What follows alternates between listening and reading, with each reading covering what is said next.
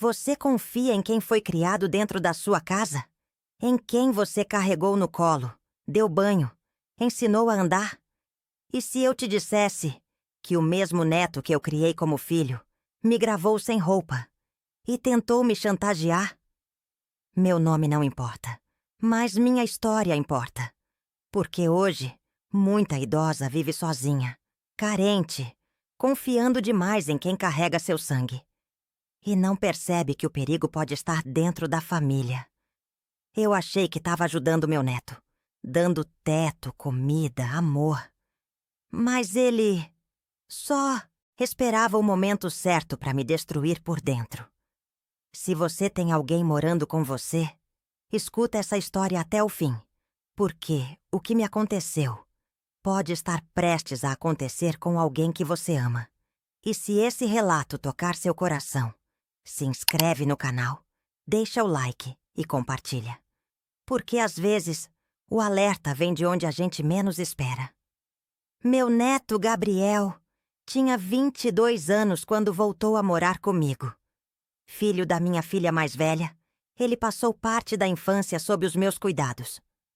A mãe dele era desorganizada, se envolvia com homens ruins, vivia pulando de cidade em cidade, até que um dia me pediu: "Mãe, cuida dele pra mim só um tempo?"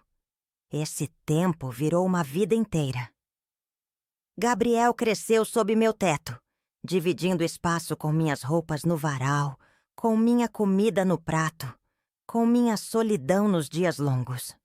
Sempre fui só eu e ele, depois que meu marido se foi. Eu o levei para a escola, o ensinei a rezar antes de dormir, fui em reunião de pais, fiz remédio caseiro para tosse.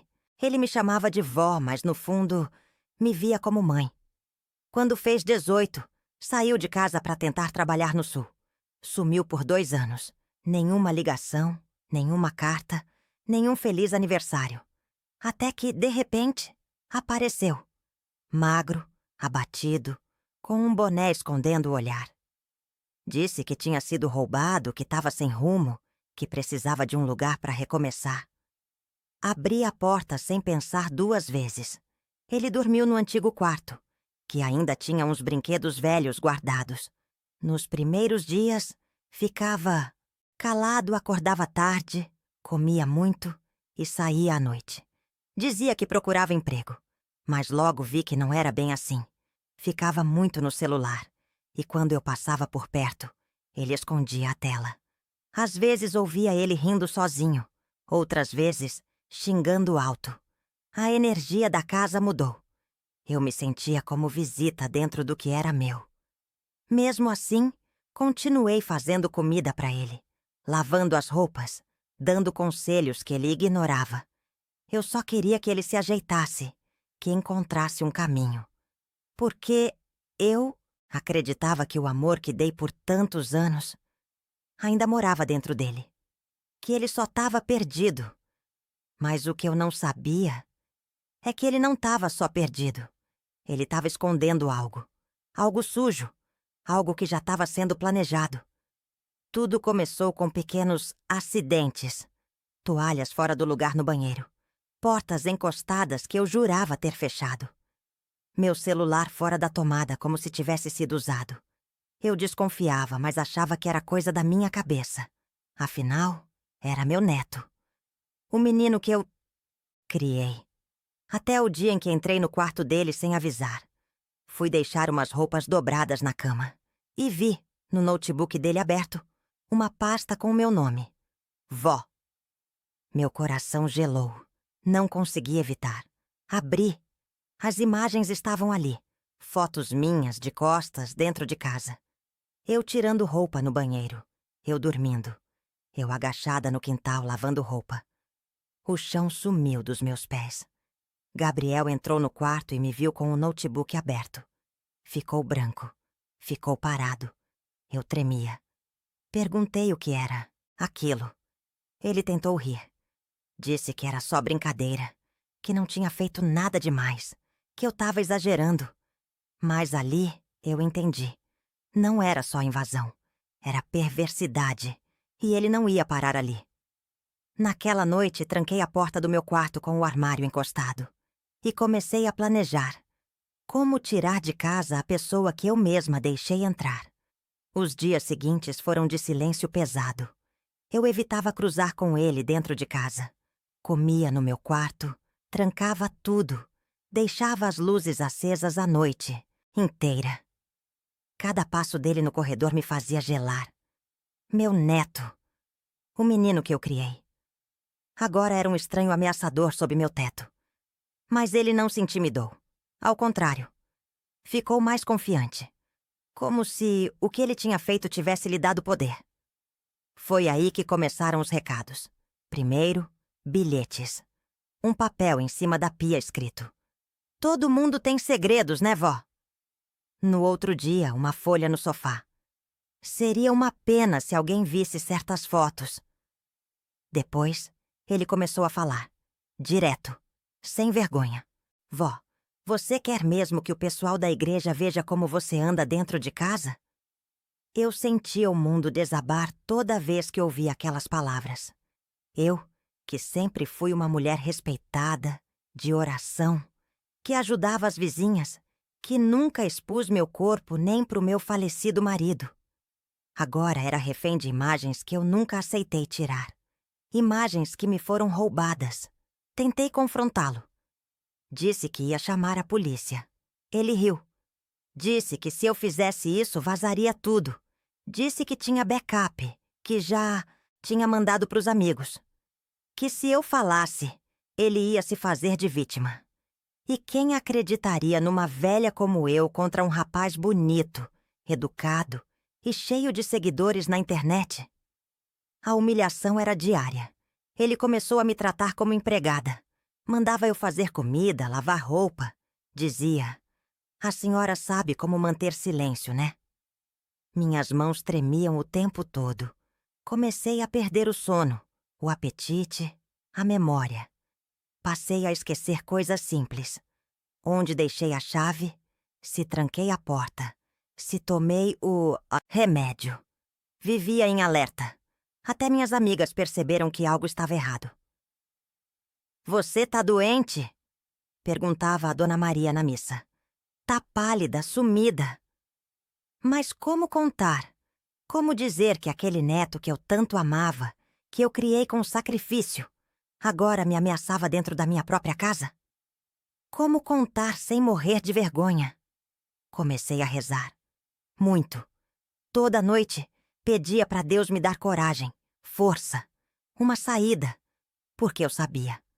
Ou ele saía de casa, ou eu não ia aguentar por muito mais tempo. E foi aí que um anjo apareceu disfarçado. A psicóloga da UBS do bairro estava visitando as casas das idosas da paróquia, como parte de um projeto. Bateram à minha porta. Eu quase não atendi, mas ela insistiu. Entrou, tomou café comigo, me ouviu. E aí, eu desabei. Contei tudo. Chorei. Senti uma vergonha que queimava o peito, mas que veio junto com um alívio. Ela me orientou, me acompanhou até a delegacia. Fizemos o boletim. E ali, pela primeira vez, vi o medo nos olhos dele quando a polícia apareceu em casa com um mandado de busca. Eles pegaram o notebook. Encontraram tudo. As imagens. As ameaças por mensagem. As pastas. E ele foi levado algemado. Eu tremia, mas não era mais de medo. Era de alívio. E de uma tristeza que eu não desejo para ninguém. O dia em que ele foi levado pela polícia foi o começo de outro tipo de dor. A vergonha pública eu já estava sentindo, mas o que doeu mesmo foi o julgamento dentro da própria família. Minha filha, mãe do Gabriel, foi a primeira a me ligar. Gritava ao telefone: "Você acabou com a vida do meu filho." Tentei explicar. Ela não quis ouvir. Disse que eu estava exagerando, que o Gabriel era um menino bom, que devia ter sido algum mal-entendido, que eu, com a cabeça já cansada, devia ter imaginado coisa onde não tinha. A dor de ouvir isso da minha própria filha foi mais forte que tudo que eu já tinha sentido. No dia seguinte, Os outros 2 netos me bloquearam. Um deles chegou a escrever nas redes sociais que a avó estava com problemas mentais e que ninguém deveria dar ouvidos. Aquilo me devastou. Eu não tinha só perdido o neto que criei como filho. Eu estava sendo tratada como se fosse a vilã da história. Na missa senti os olhares. Alguns evitavam cruzar o olhar comigo. Outros vinham dizer que iam rezar por mim, mas com aquele tom de quem não sabe se acredita. E eu só conseguia repetir para mim mesma. Eu fiz o certo. Eu protegi minha dignidade. Eu quebrei o silêncio. Gabriel ficou detido por alguns dias. Responderia em liberdade. O processo seguiria, mas eu sabia. Nada disso ia me devolver a paz. Não era justiça o que eu queria. Era esquecer. Era apagar cada imagem, cada olhar, cada frase dita dentro daquela casa. Mas isso não dava para deletar com um clique. Com a ajuda da psicóloga, comecei a fazer terapia. A vergonha inicial deu lugar a uma vontade. A de alertar outras mulheres. Porque se comigo, que sempre fui cuidadosa, aconteceu. Com outras pode acontecer também. Passei a participar de grupos de apoio a mulheres idosas. Conheci outras histórias, outras dores. Percebi que meu caso, infelizmente, não era único. E que o silêncio era o maior inimigo. Minha casa, hoje, está vazia, mas está em paz. Transformei o quarto onde ele dormia em um ateliê de costura. Voltei a fazer crochê, a escutar música pela manhã, a tomar café com as vizinhas. E aos poucos, a vida foi voltando pro lugar. Mas a confiança, essa não volta tão fácil. Porque depois que a gente é traída por alguém que nasceu do nosso sangue, a ferida é outra. Uma que cicatriza, mas nunca desaparece. O processo correu por meses. Cada notificação que chegava me fazia reviver tudo. Fui chamada para depor. Tive que contar os detalhes diante de estranhos. Tive que ver meu neto negar tudo. Tive que ouvir o advogado dele insinuar que eu estava confusa, que a idade me fazia imaginar coisas. E mesmo com todas as provas, mesmo com as fotos, os bilhetes, as mensagens, o julgamento parecia ser mais sobre mim do que sobre ele. Como se o mundo quisesse saber o que eu fiz para merecer aquilo, em vez de se perguntar o que ele fez para cometer aquilo. Em algumas audiências, Gabriel me olhava como se fosse eu, a culpada, com raiva, com desprezo. Eu que dei teto, comida, amor, que deixei de comprar remédio para dar dinheiro para ele comprar tênis quando era menino. Agora era tratada como inimiga. O juiz determinou medidas protetivas. Ele não podia mais se aproximar de mim. O processo seguia, com recursos, laudos, audiências. Cada etapa era como arrancar um curativo de uma ferida que ainda sangrava. Foi nesse período que mais precisei da fé. Não a fé em justiça dos homens. Essa eu já tinha perdido. Mas a fé em Deus e em mim mesma. Eu rezava todo dia pedindo forças para não me culpar. Porque a culpa é a praga que sobra para quem ama demais. E eu amei. Amei tanto que custou caro. Recebi mensagens anônimas. Gente me chamando de velha mentirosa, de destruidora de família. Criaram até um grupo nas redes dizendo que eu estava se vingando por ele ter voltado para casa sem avisar. Eu não sabia mais o que era pior. O abuso ou o que veio depois dele. Mas aos poucos, algo começou a mudar. A vizinha do fim da rua me chamou para conversar. Contou que também já teve medo de alguém da família. Outra senhora do grupo de oração me abraçou e chorou comigo, dizendo que, finalmente, alguém teve coragem de falar. Percebi que minha dor virou voz. Mesmo sem sentença, sem condenação, sem aplausos, eu venci. Porque escolhi não me calar. Porque protegi minha integridade. Porque salvei a mulher que ainda existia dentro de mim, mesmo depois de tantas cicatrizes. E a casa onde antes eu tinha medo de andar, Hoje é morada de paz. A máquina de costura faz barulho o dia inteiro. Voltei a cantarolar na varanda. Meus cactos estão florindo outra vez. Se a justiça dos homens não veio do jeito que eu esperava, pelo menos a justiça do meu coração foi feita. Depois de tudo que vivi, eu podia ter me calado. Podia ter fechado a porta da frente, fechado o coração e esperado a vida passar em silêncio. Mas eu escolhi outra coisa. Escolhi falar. E foi essa decisão que deu novo sentido aos meus dias. A psicóloga que me ajudou me convidou para dar um depoimento num grupo de apoio para mulheres da terceira idade. No começo, hesitei. Tremei na base. Como contar o que passei diante de tantas estranhas? Mas aceitei. E quando cheguei lá, vi nos olhos daquelas senhoras a mesma dor que um dia senti. Olhos que já choraram escondido, que já engoliram grito, que já se calaram por medo do que a família ia pensar. Naquela roda, eu contei minha história pela primeira vez, de peito aberto. E não fui julgada. Fui acolhida.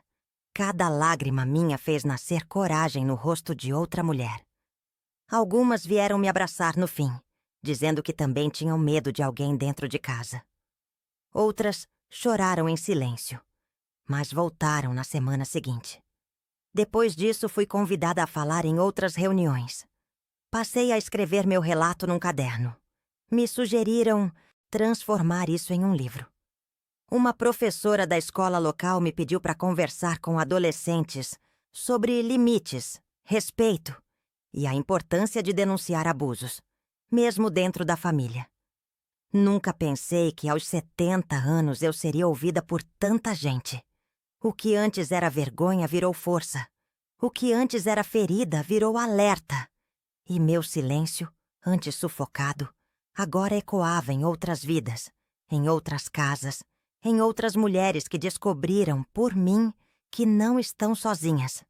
Meu neto continua, respondendo pelo que fez. Mas essa história já não é mais só dele. É minha. E agora é de todas as que nunca tiveram voz. Na varanda da minha casa, onde hoje o sol entra sem medo, coloquei uma placa pequena de madeira, escrita à mão. Aqui mora uma mulher que disse basta. Se você ouviu esse relato até aqui, leve essa mensagem com você. Proteja suas avós, suas mães, suas vizinhas. Ouça suas histórias. E nunca duvide de uma mulher que decide se levantar. Se essa história tocou você, se de alguma forma mexeu com o seu coração, eu te peço, compartilhe, divulgue, mostre para alguém que precisa ouvir. Porque muitas vezes, quem está sofrendo, sofre em silêncio. Se inscreve no canal para ouvir outras histórias como essa. Histórias reais, vividas por mulheres de verdade, que enfrentaram o que parecia impossível. E se você já passou por algo parecido, ou conhece alguém que passou, comenta aqui. Sua voz pode ser o começo da libertação de alguém. Obrigado por escutar até o fim. E nunca se esqueça. O silêncio protege o agressor, mas a coragem salva vidas.